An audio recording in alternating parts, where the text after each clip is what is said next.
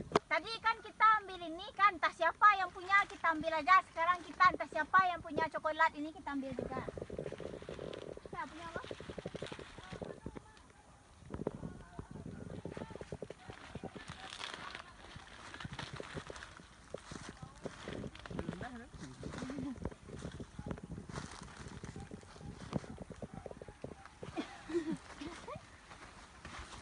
Dapat kan?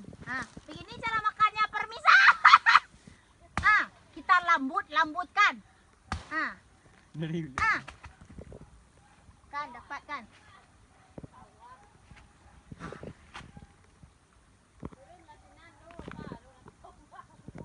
Jatuh dia kan, kotor dia sedikit. Dia coklat itu bahan dasarnya ini kakao. Diunyut-unyut kan? Nah, nanti rasanya manis-manis asam.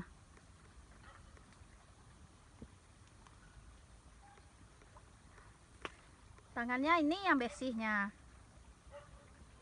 Dengan ini pula lah Udah kotor-kotor dikit. Nanti marah pula orang di Instagram tuh, masa makan dengan tangan kiri katanya. Sebetulnya ada mesinnya ini. Ini yang dijadikan coklat. Ya isinya ini. Siap punya kopi.